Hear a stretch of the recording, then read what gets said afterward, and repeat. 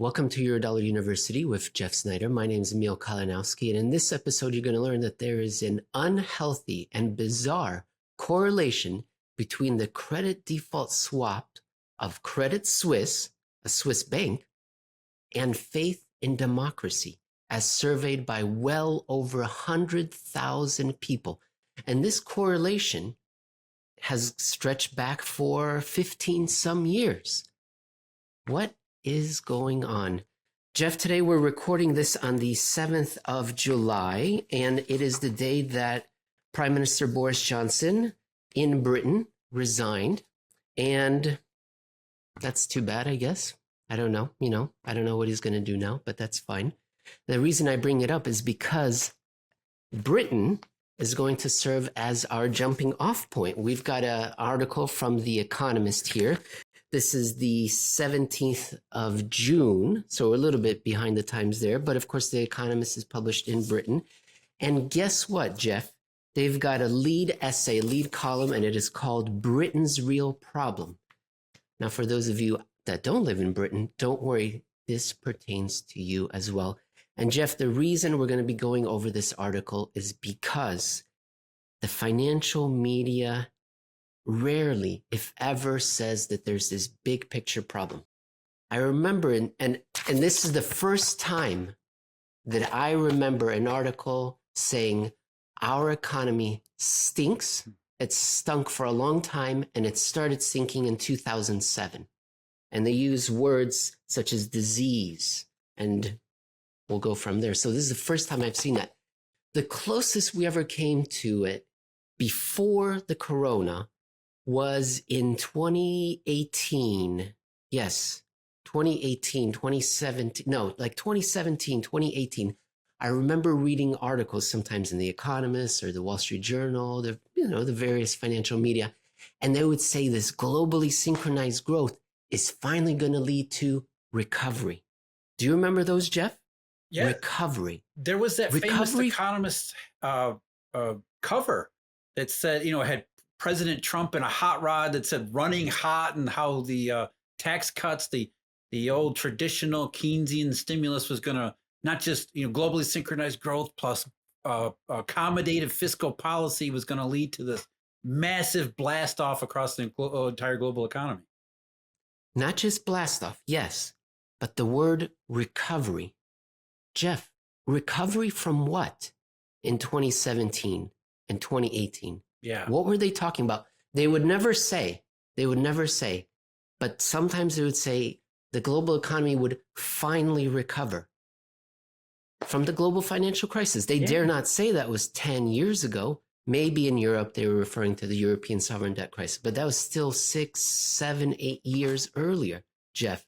It was sort of the unspoken belief or unspoken shared belief that we all knew it was that was the case. And, every time we got close to something like recovery would sputter out. And my contention, my problem, my frustration was always, why didn't it continue into recovery? And they never said so. And you're right, Emil. Nobody ever really talked about it. It was just this year after year after year. I mean, think about Stanley Fischer, 2014. We always have to apologize. Well, why, Stanley? Why do you have to apologize? And then what you're saying is, what are you apologizing for? But I think most people realize something wasn't right. And that's been our overriding thing all along, connecting these dots. It's not just about money. It's not just about finance or economy. It goes much, much deeper, much, much bigger than that. Then the pandemic came and everyone got a get out of jail free card. Yeah. So now when we're talking about the recovery, time began with the pandemic. No economic history occurred before then. We don't have to worry about it. And that's why this article is so important. This is the first one I've ever seen, let alone after the pandemic, that says we've had a real problem. Economic decline has become a chronic British disease since 2007. So I'm going to read it to you, and then you react, and you can say, meh, or whatever you'd like to say, okay? Okay, here it is. Britain is stuck in a 15-year rut. I don't know if you can tell, ladies and gentlemen, but this is so important. This is the first time I've read that in 15 years. So Okay. Britain's stagnation also holds lessons for other slow growing countries. Canada, United States, Australia, all manner of countries around the world. Many of them in Europe. Lower GDP means declining global influence, faltering faith in free markets. Jeff, Absolutely. that's Communism, end of socialism, capitalism. extremism, nationalism, all the isms. We've talked about some of our most popular, or at least my personal favorite episodes were the ones where we talked about end stage capitalism. Yeah. Jeff, remind everyone what end stage capitalism is and why it makes sense to the millennials and people who are seeing what's happening in the world. It's a Marxist offshoot, and it really goes back to Marxism itself, which is the idea that capitalism eventually will just hang itself. It'll eventually come to an end because Marxists believe inherently contradictory, and it can't go on forever. Of course, it does. It continues to go on, but there are these times like the Great Depression or the last 15 years where the Marxists and the modern Marxists, the cultural Marxists say, aha, see, we told you. Capitalism inherently has an expiration date. It exploits its workers too much, and eventually it impoverishes workers to the point where they can no longer keep the system moving. And as I said, we get into these periods where economic growth becomes prolonged and stagnation. And the Marxists say, see, this is end stage capitalism. It's gone as far as it can. And if you're a young person today, you don't really have any experience with what it used to be like in the pre-crisis era before 2008, what an economic boom actually looks like, you're very susceptible to these arguments because it at least corresponds to what you see on the ground, what you see in terms of your own view. Whereas these central bankers and politicians that use unemployment rates and the word boom, you don't see anything like that. And so you're very susceptible to these alternate messages that are at least grounded in the reality that we're actually living in, not this pie in the sky recovery business. Lower GDP means declining global influence, check, faltering faith in free markets, check, and less money for public services. A struggle over fixed resources fires the populism that turns politics into an ugly fight about identity, check. The shortage of funds for investment entrenches tired and inefficient institutions, check. Jeff, did you write it? Jeez. Worst of all, the lack of growth limits Britain's scope to flourish.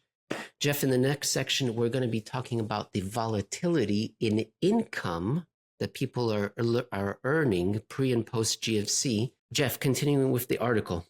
The idea that Britain has a growth problem is not new, but few realize how deep a hole it is in. Whereas average annual GDP growth over the decade preceding the global financial crisis of 2007 to 2009 was 2.7%, the new normal is now closer to just 1.7%. Yeah, and that, a couple things there. Number one, 1.7% doesn't sound like a big difference from 2.5%. But as we've said all the time, we live in a nonlinear world. And living in a nonlinear world means compounding, which is everything. As Einstein supposedly, allegedly said, compound interest is the most powerful force in the universe. I don't think he ever said it, but the point is compounding is everything because we live in a nonlinear world. And the difference between 2.5% and 1.7% is enormous. You won't maybe miss it over a couple of years, but over 15 years, it's indescribably huge. And what I object to most of all is this idea that this is a new normal. As you said, Emil, first, this isn't new. It's now 15 damn years already. And there's nothing normal about it. And accepting it and calling it normal is essentially surrendering to ignorance. It's surrendering to, we'll just, what can we do about it? There's nothing normal about this at all. And it's really a damn shame it's taken so long for people to start realizing. I mean, after 15 years, I suppose it's really hard to argue now that there's something wrong. And you're right, Emil. The great reset of the pandemic wasn't the imposition of socialism. It was, as you said, everybody took it as a get out of jail free card. History started over. All that pre-crisis stuff, that's in the past. Nobody cares anymore. We've got COVID and Corona to deal with. But the funny thing is, and this is kind of, I think, a major point that I like to make, and I know you make it all the time, Emil, is that what we're seeing in 2021 and 22, apart from consumer prices, is exactly the same pattern of behavior, pattern of lackluster, pattern of lack of recovery that we saw in 2009, 10, and 11 and going forward. We're seeing all of those things again. The only difference is that lackluster recovery, lack of recovery in 2021 and 2022 was obscured by consumer prices when everybody confused the CPI for a red hot economy when that was never the case. Very well put, Jeff. In this article, they say the decade preceding the global financial crisis, and I was on an interview with Blockworks and Captain Jack Farley, and he said, Emil, why are you using the decade before the global financial crisis as any sort of indicator of what's normal? That was a hot, bubbly economy. You can't use that. And the Economist did, but guess what? I did not. I have data going back to 1945, 1950. I chose 1950 through 2000 and 1950 through 2007 to share with the audience. And I thought I'm being generous and conservative because if I use 1945, that was when the real rip-roaring taking off, rebuilding after the war. So 1950 is a good enough place to start. Jeff, real GDP per capita, 1950 to 2000 in Britain, 2.14%. Over here, they were saying nominal was 2.7%. Okay. 1950 through 2007, 2.13%. Did I say that right or did I mix it all up, right? Through 2000, 2.14% real GDP per capita in Britain. 1950 through 2007, 2.13%. The same exact number, right on target with what they're saying here.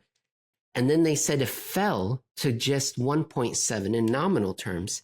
In real terms, Jeff, 2008 through 2021, Britain, 0.04% real GDP per capita growth. 15 years. That's unbelievable. And that's the point we keep trying to make. Think back to our discussion about unit roots and permanent shocks. That's what we're really telling you. All due respect to Captain Jack, that's, what we're saying is that 2008 represented a paradigm shift. It represented a permanent shock. And so, yeah, maybe the economy in the middle 2000s was bubbly, but it still produced the same output. It was bad output, sure, but it didn't represent anything different from the periods before then. And it didn't matter when the economy, either US, Britain, wherever around the world, fell into recession. Recessions were recessions, which meant that as soon as they were done, the economy went right back to where it had been before, or where it was supposed to be, as if the recession never happened. That was the difference in 2007 and 2008. There was no Great Recession. There was, as you say, silent depression. That was the thing that happened. It was a permanent change, a permanent shock, a unit root. And it isn't about the middle 2000s. It's not about the 1990s. It's about the entire post-war paradigm from World War II through the Eurodollar system up until 2007. Those are the two bookends. Eurodollar shows up, the Eurodollar stops functioning, and everything in between we took for granted. Continuing on, and in this section, ladies and gentlemen, you'll learn what that difference in compounding is on a per-person basis. The Economist. In the decade to 2007, British productivity growth was second only to America in the G7. Awesome. In the decade to 2019, growth in output per hour work stalled to just 0.7% a year, making Britain the second lowest in the G7. And then they threw this in. Only Italy was slower. That's not necessary. That's not necessary. I think Alfonso okay? is going to take offense to that, and he should. Yeah. No, that's rude. It was unnecessary. Okay. Had Britain's productivity growth rate not fallen after the financial crisis, GDP per person in 2019 would have been 6,700 pounds. We'll convert that to dollars, which is $8,380 higher than it is. Jeff, before you step in, they're talking about productivity through 2019. I did pretty similar calculation, same concept, and I looked at real GDP based on real GDP growth, not a productivity. And I looked all the way through 2021. By 2021, each person in Britain is short $12,000, $12,445 per year. Yeah, that's the They're thing. short. It's not just, yeah, it's Not not one like a time. one-time shortfall. It's a shortfall every year that gets bigger and bigger and bigger. And whether you realize it, and we remember the episode we did where we talked about trying to conceptualize. I think it was about mass formation psychosis, this free-floating anxiety. You cannot conceive of these massive numbers. You cannot conceive of the fact that you should be a third better off today than you are.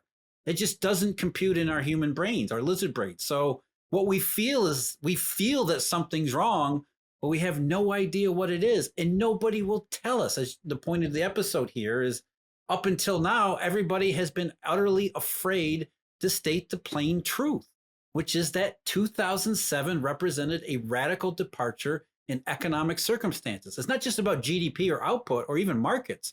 It's about livelihoods. It's about the advance and progress of society. And that has been severely curtailed and interrupted in a way that nobody will explain. We can't really conceive of, except when we put these numbers on paper. And even then it's hard to think about. And then nobody has any answers for why this is. And it's, in some ways, I'm surprised that society hasn't fallen. It's not Lord of the Flies already, because 15 years and these staggering deficiencies, and they're still going. And just to reiterate the point, ladies and gentlemen, the Economist here again is just looking at the last 10 years to compare it to where we should be in 2019. But my study doesn't go back the last 10 years. It goes back all the way to 1950. So that's 3 generations in which anything that could have happened did, good and bad. So that's not an unreasonable sample to say this is the baseline. And we are well short of that. And how much short? $12,500. Why was that the baseline? Why do we take it for granted? And a lot of people, the answer is, well, there was a post-war neoliberal order. And that's part of it. That's certainly part of it. But, Emil, your work uncovers it's a mess. There's a huge monetary financial component to all of this. Without the money, without the sufficient supply, you can have all the neoliberal functions and institutions you want. You're missing that one basic, impediment in the machinery of exchange. That you don't grease the wheels of commerce enough, they grind to a halt, regardless of any of those other factors. Jeff, bad news. The outlook is poor. The OECD predicts that next year GDP in Britain will be stagnant. Official forecasts show that the real take-home pay will be lower in 5 years than it is today. Part of the problem is that boosterish politicians talk so much nonsense about growth. The statistics are noisy and complex enough for a clever civil servant to find a number that paints Britain in a favorable light. Anything. Yeah, I mean, it's easy to confuse the issue, really. It really is. It's not hard to confuse. I mean, look, just simple GDP. We talk about this all the time. If you look at GDP in 2019, you would say it's at a record high. You look at the unemployment rate in the United States, it is a 50-year low. These things convey what sounds like a terrific economic boom. And it takes a little bit of effort and a little bit of guidance to unpack these things. And you can see, oh, no, these are bad. This is not good. It takes a little bit of effort, but you can get there. Nobody really wants to, though. That's the thing. Don't be fooled. Self-delusion stifles fresh thinking about policy. One reason Britain's economic debates have been tangential to growth, harmful even. For most of the 2010s, politicians obsessed about cutting deficits. Budget discipline is important, but hardly a cure for Britain's ills. When it comes to growth, Britain's politicians will the ends, but not the means. That's a weird way of saying, they always say, well, British politicians and central bankers, they all say that it's almost Enron-esque. The future is what we want it to be. And we'll discount the present value of this glorified future into our current policy. In other words, they basically say growth solves all problems. And that is absolutely true. But if you don't know what's wrong, you aren't going to get the growth, and therefore you're going to be left with the problems, which is exactly where we are. They don't know how an economy grows. They don't know what's wrong with the economy over the last 15 years. And Emil, don't you think this would be easy to figure out? Because I remember something happening in 2007 and 2008. I have a particular memory, and I think most people might even share that memory, about what happened in 2007 and 2008 that covered the entire world. It wasn't just one place or another. It wasn't just Britain, although I'm thinking back to the FOMC discussion in September 2007, where they were wondering if this dollar breakdown was a British problem or a Fed problem, and they never really answered that question, which brings us to today. We have this 2007, 2008 breakdown in the global Eurodollar system that's still there, still a problem, and nobody is putting, I mean, 2007, 2008, it sounds like it should be really easy to connect these dots. But as I think one of the major points of the article, it's also, and it's maybe even easier to obscure the truth. The rest of the article tells Britain and the Brits to keep That's a not stiff going to work. upper lip, and that they can recover. No, they can recover. They've been through worse, and that's true for the rest of the world. Britain has been here before. In 1979, in opposition, Margaret Thatcher lamented its declining economic standing. Quote, "Travel abroad and see how much better our neighbors are doing," she urged Tory supporters. Her uncompromising reforms led to nearly 3 decades in which British living standards closed on those in the rest of the rich world. Britain's advantages from the English language to the common law system have not gone away. If Britain is to avoid a bleak future, it must grasp reform. That will require a once-in-a-generation show of political courage, persuasion, and policy ingenuity. Just like 4 decades ago, there is no alternative. I would say not once in a generation, but once in 4 generations. That was, I mean, talk about conflating the problem here. If Britain undertakes a Thatcher-esque reform movement, it won't make a damn bit of difference. That's my point. The monetary system is broken, therefore the global economy is broken, and therefore it won't make a bit of difference if you try to do political reform. This is like the Soviet Union in the 1980s. Perestroika. It was getting the cart before the horse, doing political reform before they reformed the economy. And it led to the utter collapse of the Soviet Union. Even the Chinese figured this out. I mean, for God's sake, you know, this is not about political reform. This is in some ways it's much simpler than that. 2007, 2008 was not some breakdown in the political order. This was not some radical shift in the way that we think about neoliberal institutions and how they function. It was a big departure in how the monetary system works.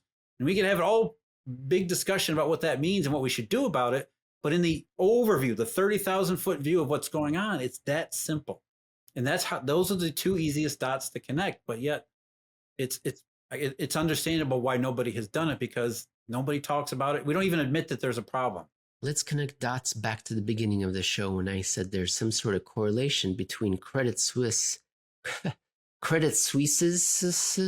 credit default swaps, and faith in democracy. Here we go. So for the people who don't believe that there is some sort of global depression taking place, last week Gallup released a global survey of happiness and unhappiness. And they only surveyed 127,000 people, Jeff, in 122 countries between 2021 and early 2022. They've been doing this since 2006. Jeff, I'll give you 3 guesses, and the first 2 don't count, whether or not the unhappiness reading low, the low in global unhappiness came in 2007. True or false? I believe that's probably true. That is true. Jeff, true or false? The global unhappiness increases did not happen randomly. They ratcheted up in very specific years. Actually, it's a 1-year delay, so this is a lagging indicator. So basically, Jeff, true or false, did global unhappiness rise? Again, 127,000 people across 122 countries experienced a rise in unhappiness coinciding with Eurodollar 2, Eurodollar 3, and Is Eurodollar 4. Is it the ratcheting effect? Because that's what I expect. You got 2008, or actually it'd be 2009, 2010, and then another ratchet, 2011, 2012, 2013, somewhere in there, and then another one, 2015, 16. Yes. The funny thing is, it's predictable. We've predicted it as it happens. We've connected these dots, and in one sense, it's good that other people are doing so. But you know, as I've said all along, if we want to fix this thing, tell people what's wrong. When I say that, we need Goldman Sachs to make more money in its FICC unit, bond trading unit, people think you're crazy, but that's literally the case. And I think that's kind of the bizarre correlation that you're talking about: credit default swaps on Credit Suisse and happiness and democracy. The ability of Goldman Sachs to make money in FICC and the happiness of people around the world in terms of their own situation and their satisfaction with their global institutions. These things are correlated because that's where the money comes from. Without the money, the economy doesn't grow. Without the economy, people get really pissed off when you mess with their livelihood, and more than not just their livelihood, but their children's opportunities. They can see how the future doesn't look like it was for them. They get very angry. And if you don't provide answers or at least plausible explanations, they're going to seek them in other more extreme fashion. We've seen this throughout history. That's the most frustrating part of this. That's the fear that the 1940s followed the 1930s, because of course they did. And now we have the 2010s leading into the 2020s, and you have that fear in the back of your mind, especially given recent events in terms of invasions and whatnot. These things happen because, what is the old saying? History repeats because nobody was listening the first time. That's basically it. I like George Friedman's quote on that matter, that history is going to repeat no matter what. But it's just, is that a flaw in history, or is that a flaw in people?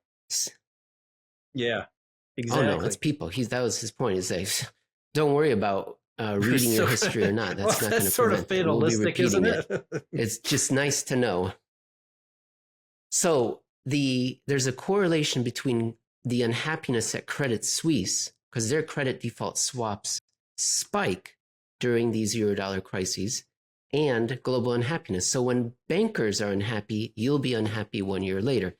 Now, some people may say, I'm going to trust Gallup survey. This is some fly-by-night organization. They've only been around for decades and generations. And they only surveyed, 127,000 people. Yeah. That's a drop in the bucket, Jeff. What we need is someone that's been around for centuries. Perhaps, may I suggest, the University of Cambridge. And we don't need 100,000 some people. What we need is a survey of over 4 million people, Jeff, in 154 countries. University of Cambridge did a survey, and let's see, what is this survey called? I don't know. It's something about democracy. Oh, Global Satisfaction with Democracy Report. Goes back to 1996. Again, 4 million people, 154 countries. Jeff, can you imagine that kind of work? Jeff, true or false? Faith in democracy has ratcheted down ever since 2006. It's ratcheted down, and it's done so in a step-stair fashion, not randomly, but with every single Eurodollar crisis. And by the way, this survey stopped in 2019. Oh, yeah. I can't imagine what happened Obviously, in 2020. That's the case, yeah. So I think, there you go, ladies and gentlemen. Tying all these things together, the credit default swaps at Credit Suisse isn't really about, for example, the solvency of Credit Suisse. It's about the liquidity in the Eurodollar system. It's a deep financial monetary indicator, which puts all of these things together. They aren't bizarre correlations whatsoever. They're actually deeply personal and deeply fundamental, which is when the economy doesn't work, quite naturally, we don't care about anything else. We just want the economy to work. We just want the system to work the way it's supposed to, so that we can all flourish in the way that we know that we can, because throughout human history, especially, the last couple of centuries under the Industrial Revolution, not buying into the Marxist paradigm about end-stage capitalism, there is an optimistic future out there for us. We don't need to be pessimistic. We just need to identify all of these things, connect all these dots, and then from there, we'll find the solution to it. Jeff, where can people reach you? You can find both of us at Eurodollar.University. There's been some changes in my life, some changes in our show. We've added Stephen Van Meter, both as a guest to the Eurodollar University, a regular guest spot on the Eurodollar University show, as well as a partner for me, because for various reasons, I felt it was necessary to move on, work with Steve, because we both agree on some very fundamental propositions in terms of investing in portfolio management. They can find him at portfolioshield.net. We're also doing research services, which you can sign up for free for a limited time. at marketsinsiderpro.com. And I believe we'll have some of these links or all of these links in the show notes and show descriptions. But it's really easy to find us. And don't forget, you got to go to Emil's site at eurodollarenterprises.com too, because it's a monetary madness. Monetary madness? It's a entertaining spin on the Eurodollar system.